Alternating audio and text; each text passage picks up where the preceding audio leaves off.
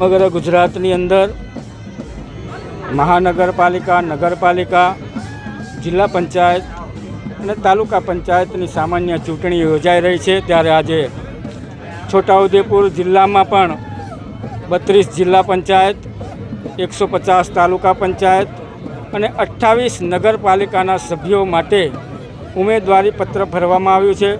ભારતીય જનતા પાર્ટીના મેન્ડેટ ઉપર પ્રદેશે જે કાર્યકર્તાઓને મહોર મારી અને પસંદગી કર્યા છે તેમના જે ઉમેદવારી પત્ર ભર્યા છે.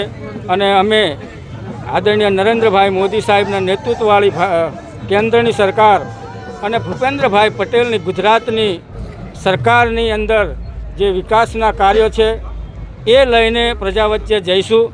સાથે જ નરેન્દ્રભાઈની સરકારમાં મફત અન્ન યોજના, કિસાન સન્માન નિધિ યોજના, પ્રધાનમંત્રી આવાસ યોજના, આયુષ્યમાન કાર્ડ અને સાથે જ વૃદ્ધ પેન્શન, વિધવા સહાય આવી અનેક યોજનાઓ, વ્યક્તિગત અને સાથે સામૂહિક યોજનાઓ અને આ વિસ્તારની અંદર થયેલા જે કામો છે એ કામો લઈને અમે પ્રજા વચ્ચે જઈશું. અને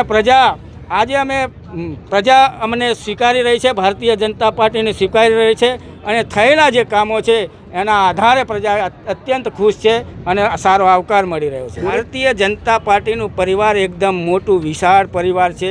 વિશ્વની સૌથી મોટી પાર્ટી છે. ક્યારેક ને ક્યારેક કાર્યકર્તાને ન્યાય પણ મળ્યો હશે, ક્યારેક થોડી ઘણી ક્ષતિ હશે, પણ ઘીના ઠામ ઘીમાં ઠરી જશે એમાં કોઈ શંકા નથી. ભારતીય જનતા પાર્ટીનો કાર્યકર્તા હંમેશા રાષ્ટ્ર અને મરેલો કાર્યકર્તા હોય છે. એ ભારતીય જનતા પાર્ટીનું કામ કરશે.